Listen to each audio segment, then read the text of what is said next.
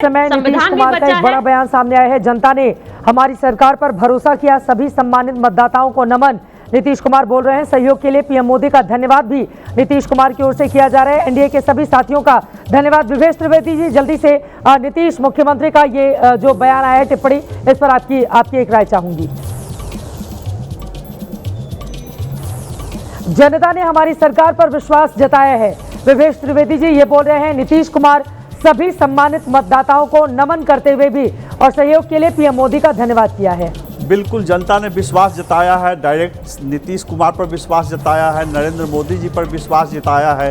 एक बात की तो चर्चा हम लोग करते हैं कि हाँ 10,000 रुपया, लेकिन जो सुशासन की बात है, जो सरकार की नीतियाँ हैं, सरकार का जो डायरेक्ट जनता, गरीब जनता, महिलाओं के लिए जो काम किए गए हैं, जनता ने उस पर विश्वास जताया है। एक और बात जो 10,000 के से भी बड़ी चीज़ है कि अगर एक व्यक्ति को वृद्धा पेंशन अगर दिया जाता है 1100 रुपये, तो साल में 13,200 रुपये होते हैं। अगर हस्बैंड वाइफ को मिलता है तो 26,400 रुपये होते हैं।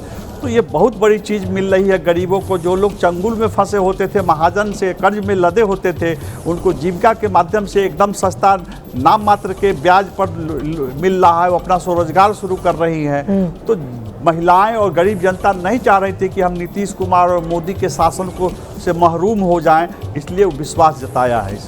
इसलिए ये बड़ा विश्वास है जो इस वक्त नीतीश कुमार की ओर से धन्यवाद के जरिए अपनी जनता को संबोधित करते हुए उनके प्रति आभार व्यक्त किया गया है। और इस वक्त हमारे साथ धनंजय गिरी जी, प्रवक्ता भारतीय जनता पार्टी के, जुड़ चुके हैं। धनंजय गिरी जी, बहुत बधाई। आप लोगों का स्ट्राइक रेट तो शानदार है, मतलब कमाल कर दिया। भारतीय जनता पार्टी 2006 आप लोगों ने 2010 में जो परफॉर्मेंस की थी उसी को रिपीट करती हुई 91 के साथ सबसे बड़ी पार्टी बनती हुई भारतीय जनता पार्टी बिहार में। चित्रा जी, ये माइलस्टोन रिजल्ट है जो जनता ने मैंडेट दिया हमें। हम जनता के चरणों में सर झुका के आशीर्वाद उनको प्रणाम करते हैं। जनता से मिले स्नेह से अभिभूत हैं। इस रिजल्ट ने डायनेस्टी पॉलिटिक्स का द एंड कर दिया बिहार में। आप देखेंगे अब एक नया अध्याय लिखा जाएगा, राजनीति में एक नए अध्याय की शुरुआत होगी जो नरेंद्र मोदी जी के नीतीश कुमार की राजनीति में आने के बाद से शुरू हुआ। एंटी इनकम्बेंसी का दौर ही खत्म हो गया, प्रो इनकम्बेंसी का एक नया सिलसिला जो शुरू हुआ है। नरेंद्र मोदी जी ने जो मंत्र दिया है वो आने वाली पीढ़ियां उसमें मंत्रणा करेंगी। सबका साथ, सबका विकास, सबका विश्वास, सबका प्रयास।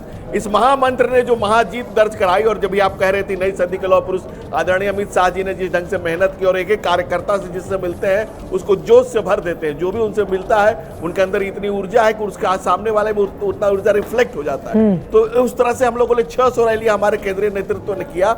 और पूरे बिहार में जिस ढंग से हमारे कार्यकर्ताओं ने, वैसे भी हम कोई चांदी का चम्मच लेकर पैदा नहीं हुए, चाय की केतली लेकर के अपनी जीविका से अपने आप राष्ट्र का निर्माण करने के लिए तन समर्पित, मन समर्पित और यह जीवन समर्पित। चाहता हूं देश की धरती तुझे कुछ और भी दूं। नरेंद्र मोदी के नेतृत्व में जो हम लोगों ने काम किया है, जो गांव गली कूचे कस्बे तक जो चीजें पहुंची हैं, और 20 साल से एनडीए की सरकार ने जो बिहार में विकास को आबाद और निर्बाध रूप से जो गति दी है, हम लाए हैं बिहार को वहां से निकाल के गोली मारते थे अपराधी दिन दहाड़े कपार में। उस जंगल राज की पुनर्वापसी न हो। जब तेजस्वी यादव कहने लगे कि मैं हर घर को सरकारी नौकरी दूंगा, तो लोगों ने कहा ये मौकरी कर रहे हैं। और उस मौकरी का जवाब बिहार की आम जनमानस ने दिया उनको कि उनके होश ठिकाने लगा दिए। और ये बिहार में कहावत है कि सियरा हुए हैं रंग बदलने बा। तेजस्वी जी के साथ जाने के लिए कोई तैयार नहीं हुआ। डायनेस्टी पॉलिटिक्स का दंड हो रहा है, नए एरा की शुरुआत हो रही है, प्रो इनकम्बेंसी की शुरुआत हो रही है। कल आज एक नई सुबह है, एक नए बिहार का निर्माण हो रहा है। 20 साल में जो इंफ्रास्ट्रक्चर, जो बिजली, जो पानी, जो सड़क, जो लॉ एंड ऑर्डर, जो कानून व्यवस्था को खड़ा किया गया है, अब उसको कुलाचे भरने का, आगे आने का, इंडस्ट्रियलाइजेशन का, बिहार विकास के नए मानक गढ़ेगा, नए मानक पे आएगा। आप देखेंगे कि नरेंद्र मोदी के जी ने जिस ढंग से बिहार पर अपने आप को केंद्रित किया है, एनडीए सरकार ने जिस ढंग से बिहार का उन्नयन किया है, विकास किया है, गतिशील किया है, आगे बढ़ाया है, उसमें एक नया अध्याय आपको देखने को मिलेगा। अब नया अध्याय भारतीय जनता पार्टी के लिए किस रूप में होगा, क्योंकि बीजेपी की बड़ी दिक्कत है उत्तर भारत में बिहार एक ऐसा राज्य जहां पर अभी तक उसका मुख्यमंत्री बन नहीं पाया। ज्यादा सीटें नीतीश कुमार से जीत ले तो भी कम सीटें जीते तो वैसी ही स्थिति रहती है। लेकिन इस बार आप सबसे बड़ी पार्टी बने हैं और सबसे बड़ी पार्टी बिहार में, क्योंकि पिछली बार आरजेडी सबसे बड़ी पार्टी थी 75 के साथ, दूसरे नंबर पर बीजेपी थी 74 के साथ, लेकिन इस बार आप लोगों ने 91 का आंकड़ा छू लिया है और उसके आसपास दूसरी पार्टी नजर नहीं आ रही है। फिर भी मुख्यमंत्री की कुर्सी से कितनी दूर, कितनी पास भारतीय जनता पार्टी, इस सवाल पर मैं आऊंगी। लेकिन रवि जी, लगातार आपसे डिस्कशन हो रहा है सुबह तक आप हार मानने को तैयार नहीं थे, लेकिन शाम होते होते अब हार का हार आपको पहनना पड़ेगा, क्योंकि आंकड़े ये बता रहे हैं कि बुरी तरह से पराजित हुई है आरजेडी और उसके साथ के गठबंधन वाले। चित्रा जी, मैं जो बात आप कह रही हैं सुबह से, तो ठीक है, जो मैंने सुबह में कहा था मैं वही अब भी कहूँगा कि चुनाव में हार जीत होता रहता है। हम अपनी वैचारिकी के साथ, अपने विचारधारा के साथ, अपने संघर्षों के साथ आगे भी रहेंगे। हाँ। लेकिन मैंने जो शब्द इस्तेमाल किए थे, जनादेश माइनस धांधली, जो जनादेश है उसको हम स्वीकार करते हैं, स्वीकार करेंगे। जो धांधली है उस पर पहले भी आवाज उठाया है, आगे भी आवाज उठाएंगे। अगर आप मुझे मौका दें, आपके माध्यम से मैं सिर्फ 2 सवाल छोटे से आपके सामने रखना चाहता हूं, जरूर। और आप भी रखिए, पूछिए कि एसआईआर की प्रक्रिया के बाद जब चुनाव आयोग ये कहता है कि मतदाताओं की कुल संख्या 7 करोड़ 42 लाख है और पोस्ट पोल हो जाने अरे के महाराज, अब तो रिजल्ट आ गए हैं एसआईआर के मुद्दे पर, और बीजेपी कह रही है एसआईआर के मुद्दे पर आपको घुटनों चलने को मजबूर कर दिया बिहार की जनता ने। बोलने दिया। हाँ, अरे अब तो बोलने दीजिए, आप तो खुश है ना, अब तो बोलने दीजिए। अरे मैंने बिहार की जनता खुश है, रिजल्ट ऐसा दिया है कि कम से कम अब 20 का यहाँ पर त्रिकोणीय मामला नहीं रह गया ना, एक तरफा मैंडेट दे दिया है। आपको भी खुश होना चाहिए। ऐसा किया जो आप मेरे साथ कर रहे हो, मेरी बात तो रखने दीजिए। बोलिए। ये जो 3 लाख वोटरों की संख्या बढ़ती है चुनाव आयोग के ही 2 वक्तव्यों में, इस सवाल का जवाब कौन देगा? जब 16 लाख लोग अप्लाई करते हैं मतदाता बनने के लिए, जब अप्लाई ही 16 लाख किया तो 21 लाख कैसे जुड़ गए थे? ये 5 लाख का हिसाब कौन देगा? तो मैं ये कहना चाहता हूं कि इसमें कोई बात नहीं है कि वोट ज्यादा पड़े होंगे, पड़े हैं, सिर्फ धांधली का ये खेल नहीं है, लेकिन ये दिन दहाड़े मैं इसको एक लेजिटिमेट लूट बोलूं। अगर चुनाव आयोग इसका स्पष्टीकरण नहीं देता है और वो स्पष्टीकरण जो सबको स्वीकार्य हो, अरे तो बहुत परेशानी हो गई है।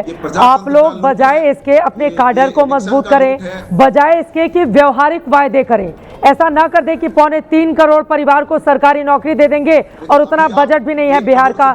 ऐसे फेक वायदे नहीं करें, तब जनता विश्वास करेगी। बार बार एसआईआर को लेकर भाई पारदर्शिता कैसे आएगी? आप लोग पारदर्शिता के खिलाफ काम क्यों कर रहे हैं? पारदर्शिता कैसे आएगी? आप मुझे ये बताइए रविशंकर रवि जी।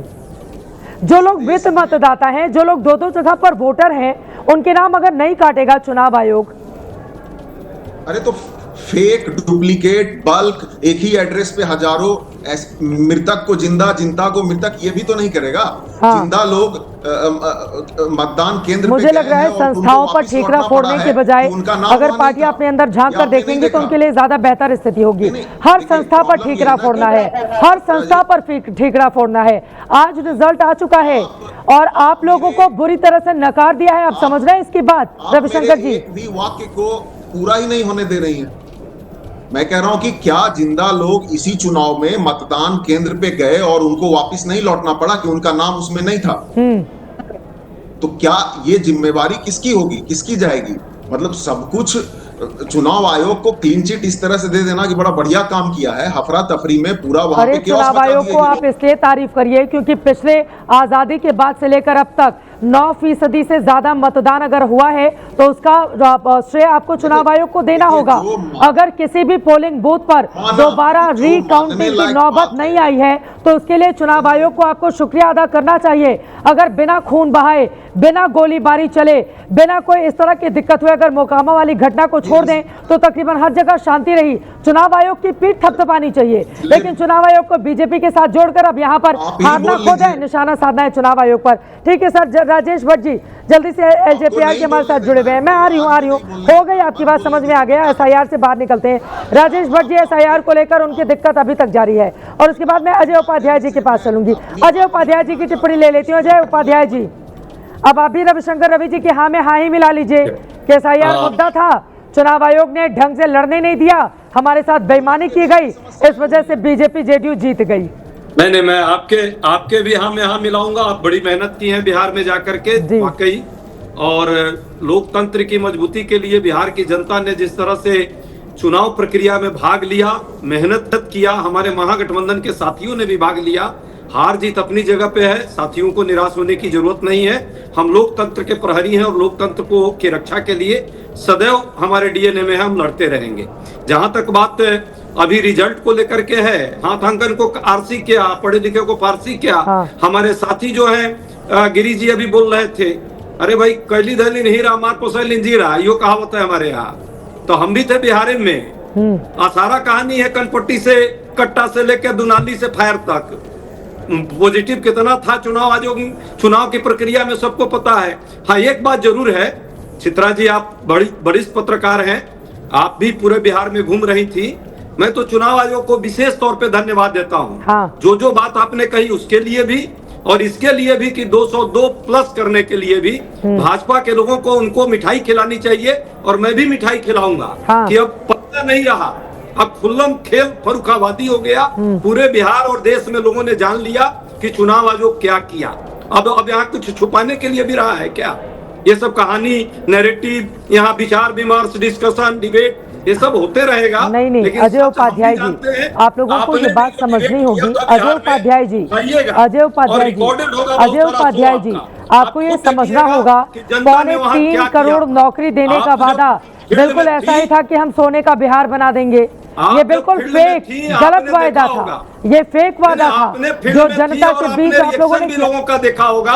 वो रिकॉर्डेड होगा आपके पास। क्या ये रिजल्ट की आशा आपको भी थी? दिल पे हाथ रख के देखिएगा। अरे दिल पर हाथ रखकर मैं बोलूं, एनडीए जीत रहा था, इसमें कोई किंतु परंतु नहीं था। हमने ही कल 15 एग्जिट पोल दिखाए थे। हाँ, बोलिए। करने के लिए और जनता के मुद्दों को भटका करके और जनता के आशाओं पर कहीं ना कहीं बारिश करने के लिए। हाँ, एक बार जल्दी से दिव्यांग, इस पर आपकी टिप्पणी। एसआईआर वाले मुद्दे से विपक्षी दल हटने को नहीं है तैयार। मेरे ख्याल से अब हट जाना चाहिए और आगे की बात सुन लेनी चाहिए। बल्कि जिस तरह से एसआईआर के मुद्दे पर विपक्षी दल चढ़े और बाद में खुद उन्होंने भी रियलाइज़ किया कि शायद ये ज़्यादा उन्होंने उठा दिया, क्योंकि ज़मीन पर इसकी उतनी गूंज नहीं थी। दिल्ली में ज़रूर थी, दिल्ली के स्टूडियोज़ में ज़रूर थी, लेकिन ज़मीन पर ख़ासतौर पर बिहार के आम मतदाता को बहुत ज़्यादा उससे मतलब नहीं था और मेरे ख्याल से इसी का खामियाजा उनको उठाना पड़ा। ये धीरे धीरे समझेंगे चित्रा। अभी आज पहली शाम है, अभी तो एकदम बिल्कुल इनका पूरा तंद्रा टूटी होगी, समझ में आ रहा होगा कि हुआ क्या। तो थोड़ा समय लगेगा, तो समय दीजिए, आप इतना हार्श मत होइए। अभी मतलब बुरी तरह से हार हुई है। हाँ बिल्कुल।